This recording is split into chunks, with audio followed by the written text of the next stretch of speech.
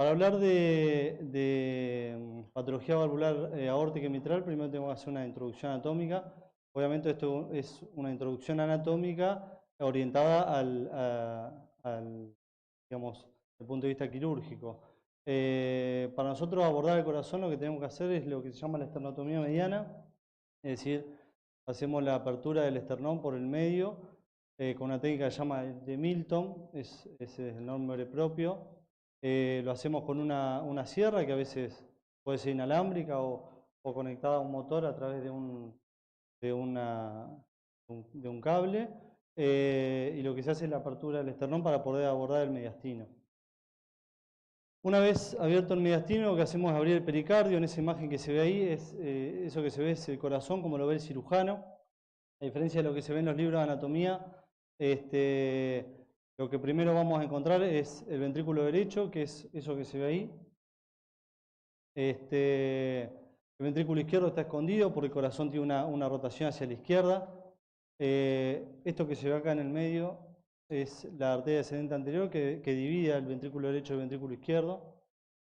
Y las otras estructuras que podemos ver son la aorta, la raíz de la arteria pulmonar, la orejuela de la aurícula derecha, la orejuela de la aurícula izquierda, que en realidad no siempre se visualiza como se ve en esta imagen, es un dibujo más bien esquemático, y la vena cava superior, que en general también hay que rebatir un poco la aorta para visualizarla bien. Bueno, vamos a empezar hablando de válvula mitral. Como decía, desde el punto de vista anatómico, la válvula mitral no es solamente las dos valvas, sino que está constituida por un complejo que comprende varias estructuras. Una de ellas es el anillo, que tiene una forma muy particular que ya vamos a ver en una imagen. Por otro lado son las valvas, la valva anterior y la posterior. Las cuerdas tendinosas de primero, segundo y tercer orden, cada una de estas digamos, conectan a los pilares o los músculos papilares, que son otras de las estructuras que conforman el complejo mitral. En distintos sectores de la válvula, cada orden digamos, conecta a estos músculos con una porción distinta de cada valva. Y el músculo auricular y ventricular izquierdo. Como se ve en la imagen de arriba,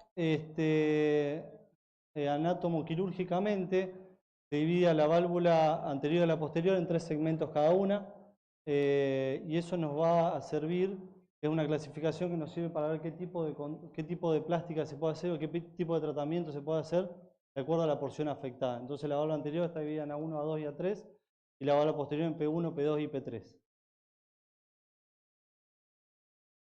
Una cosa que es muy importante es conocer la irrigación de los pilares.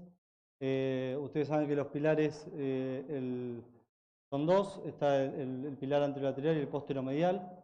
Cada uno está irrigado por diferentes tipos de arterias. El anterolateral está irrigado por la arteria descendente anterior y la circunfleja, y el posteromedial por la descendente posterior, rama de la coronaria derecha o la circunfleja. ¿Y por qué es importante saber esto? Porque si un paciente presenta un infarto agudo de miocardio y afecta alguno de estos pilares, puede comprometer, como decíamos, a la válvula mitral, ya que esto representa un complejo. Y el pilar posteromedial es el que tiene más posibilidades, tiene 4 veces más posibilidades de ruptura. Bueno, en las imágenes se pueden ver cómo están en íntima relación el músculo, el endocardio y los músculos papilares con la válvula mitral. Y esta es la imagen que yo le decía, la válvula mitral tiene una forma tridimensional, no se imaginen circular o redondeada, sino que tiene una forma, está descrita como de silla de montar, con una concavidad longitudinal y una concavidad transversal a la anterior. Y también hay que tener en cuenta ciertos puntos de reparo, porque cuando uno va a hacer un recambio valvular aórtico o una plástica y necesita pasar puntos por el anillo mitral, a la hora de pasar esos puntos hay que saber que en distintas porciones de ese anillo existen estructuras que se pueden dañar. Como así también existe una íntima relación entre la válvula aórtica y la válvula mitral, que también vamos a ver ahora en una imagen. Esto es la vista del cirujano cuando uno hace la traqueotomía izquierda. Esta es la vista que tiene el cirujano, se ve en la imagen de abajo. Y si uno coloca, digamos, distintos puntos de reparo, siguiendo las horas de un reloj, podemos decir que en hora 2 se encuentra el haz de His. En hora 5 el seno coronario, como ustedes saben, el seno coronario es el principal afluente venoso de la irrigación coronaria. Es una estructura que es muy frágil y que si se llega a dañar es muy difícil de reparar por la posición anatómica en la que se encuentra. En hora 7 la arteria circunfleja. Es muy importante pensar en un paciente en postoperatorio de una cirugía mitral que sale con un poco de isquemia en cara lateral, pensar en algún tipo de lesión de esta arteria. Y en hora 10 la orejuela de la aurícula izquierda, que es una estructura que también es difícil de reparar y que tampoco está tan accesible anatómicamente. Otro reparo anatómico que hay que tener en cuenta es la continuidad mitroaórtica. La válvula aórtica y la mitral, como les decía, están íntimamente ligadas. Si uno hace la ortotomía para abordar una válvula aórtica, puede ver desde la vista del cirujano, entre la válvula no coronariana y la coronariana izquierda, cómo se despliega hacia abajo la válvula anterior de la mitral. Es esto que se ve acá, esto es una vista del ventrículo, pero se ve cómo se despliega como una tienda, como un velo, hacia abajo la válvula mitral. ¿Y por qué es importante esto? Porque a la hora de operar, por ejemplo, una válvula aórtica, si uno al momento de descalcificar o también al dar los puntos sobre el anillo, toma una porción de esta válvula mitral, puede generar una insuficiencia, una rotura de la válvula y una insuficiencia mitral que puede ser perjudicial en el postoperatorio. Esto es lo que le decía de la relación íntima que tienen todas las estructuras de los anillos valvulares. Los anillos valvulares constituyen como una especie de esqueleto para el corazón, un esqueleto, vamos a decir, de tejido colágeno, y están no en el mismo plano, pero muy cerca uno del otro. Y en estas imágenes se puede ver justamente cómo están íntimamente ligados.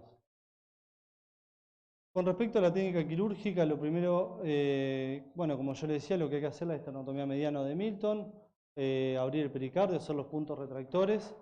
En el caso de la patología mitral, lo que se hace es una canulación aórtica de la raíz de la aorta y una canulación bicava, cava superior, cava inferior, para poder abordar ya sea la aurícula izquierda o la aurícula izquierda a través de la aurícula derecha. Abrir la aurícula es la triotomía, y la triotomía, como decía, puede ser directamente hacia la izquierda. Ustedes piensen que la aurícula izquierda también está en una posición bastante posterior, por eso para poder abordarla hay que disecar el surco interauricular, y liberar las reflexiones pericárdicas que están en la cava superior e inferior. Eso nos va a permitir rebatir un poco el corazón y poder abordar este surco. Una vez abordado el surco, lo que se hace es la incisión directamente sobre la aurícula izquierda para poder tener esa imagen que veíamos antes de exposición de la válvula mitral. Pero también hay que saber que hay otros tipos de abordajes que son vía la aurícula derecha, y estos abordajes se llaman a través de una triotomía derecha o por una vía transeptal. Existen dos técnicas más conocidas, en realidad hay un montón, pero las más conocidas son una el abordaje de Consari, a ver, ¿por qué uno elige hacer una u otra? Hay varios factores, pero uno de ellos puede ser el hecho de tener que tratar la tricúspide. No tiene sentido disecar el surco y abrir directamente la aurícula izquierda, y nosotros después tenemos que abrir la aurícula derecha para tratar la tricúspide. Entonces, directamente lo que se hace es la triotomía derecha, se hace la triotomía izquierda a través del septum interauricular, se repara la válvula mitral y después se repara la válvula tricuspidia. También se utiliza para reoperaciones mitrales porque a veces, al estar todo tan fibrosado en un paciente que ya recibió una cirugía, es muy difícil rebatir el corazón, entonces lo más sencillo es abrir directamente la aurícula derecha. Y también cuando hay aurículas izquierdas pequeñas que no nos van a permitir tener una buena exposición o un buen campo quirúrgico. El otro abordaje transeptal es el abordaje de Girodón. El abordaje de Girodón es bastante parecido al anterior, la diferencia es que lo que se hace es incidir el septum hasta llegar al techo de la aurícula izquierda, recorriendo la fosa oval, y de esta manera se logra una exposición bastante más amplia. Es un abordaje que por ahí nos permite una exposición o un buen campo quirúrgico, pero la verdad que no es sencillo de realizar, sobre todo en el momento del cierre. Bueno, es otro tipo de abordaje que se puede hacer. Una vez que, bueno, ya una vez comentado el tema de la anatomía, vamos a abordar un poco de qué se trata la patología mitral, más bien brevemente, y después me gustaría mostrarle algo del tratamiento. Las causas de la estenosis mitral, en nuestro país la reumática es casi exclusiva. Las causas de la insuficiencia mitral, como ustedes ya saben, bueno, esto puede ser reumática, isquemia, que es una causa secundaria, mixomatosa o degenerativa, endocarditis y iatrogénicas. Pero lo que más me interesa es comentarle un poco lo que sería en la parte de tratamiento la plástica mitral. La plástica mitral es un mundo aparte y un capítulo aparte de la cirugía cardiovascular porque existe un montón de tipos de plásticas. Nosotros vamos a ver una plástica en particular que por ahí es la que más frecuentemente se usa, pero hoy en día se están usando nuevas técnicas que también me gustaría comentarles. Para hablar de plástica mitral tenemos que hablar de esta clasificación, la clasificación de Carpentier. Carpentier es un cirujano francés que lo que hizo fue clasificar la insuficiencia mitral en tres tipos. Y esta clasificación nos permite elegir el tipo de técnica que vamos a utilizar. La tipo 1 nos habla de un movimiento normal de las válvulas, pero con una dilatación del anillo. Ustedes piensen que, imagínense que el aparato mitral, como yo les explicaba antes, imagínenselo como si fuesen dos paracaídas que están en contacto entre sí, que cuelgan de unas cuerdas que vienen de los pilares anterior y posterior, y cuando entran en contacto, esas dos estructuras, esas dos valvas, no lo hacen en una línea, sino que lo hacen en una superficie de contacto que tiene que tener una determinada medida y una determinada área para que esa válvula coapte bien y no sea insuficiente. Cuando hay una dilatación del anillo, esa válvula obviamente no alcanza a tocarse y eso produce una insuficiencia. La clasificación, la tipo 2, nos habla de un prolapso valvar, ya sea por una ruptura o una elongación de una de las cuerdas, como se ve acá en la imagen. Una de las valvas trabaja bien, pero la otra, al tener una cuerda elongada o rota, no permite que coapte. Eso produce una insuficiencia. Y la tipo 3, una restricción valvar sistólica o diastólica, esto nosotros lo llamamos tethering, que es una de las más frecuentes y se ve, por ejemplo, a un paciente que tuvo un infarto de miocardio, una dilatación del miocardio, hace que al estar las cuerdas tendinosas ancladas en el músculo miocárdico, las tracciones y eso impida que la válvula pueda coaptar bien. Eso genera también una insuficiencia. Como les decía, los tipos de plástica son muchos. La más utilizada y también de acuerdo a una de las patologías más frecuentes es el tratamiento del prolapso de la válvula posterior a nivel de P2, de la porción central, que se da en el 80% de los casos. Lo que se hace básicamente es una resección triangular o cuadrangular de este sector, es decir, se reseca P2 prácticamente en su totalidad. Y como toda plástica mitral, siempre consta de dos etapas, una el tratamiento de la valva y otra el tratamiento del anillo. No hay plástica mitral que se pueda resolver si no se trata el anillo. Por eso el siguiente paso es reforzar el anillo. Para tratar el anillo hay muchos tipos de técnicas también y muchos tipos de prótesis. Lo importante es saber que el anillo también hay que tratarlo. Y sumado a esta cuadrantectomía o cuadrantectomía de P2, existe una técnica que nos permite, por ahí cuando hay un tejido remanente de una medida determinada, achicar esa valva posterior. Esta técnica se llama de sliding.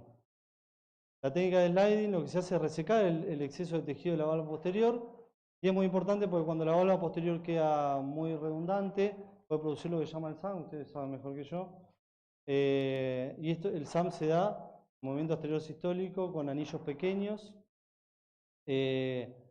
corregidos, es decir, cuando una chica más el anillo lo que corresponde, con exceso de valva posterior o con hipertrofia septal y de ventrículo izquierdo. Para el que no lo sabe, el SAM lo que hace es produce un efecto Venturi a nivel del tracto de salida del ventrículo izquierdo y eso hace como un efecto de succión de la valva anterior de la mitral.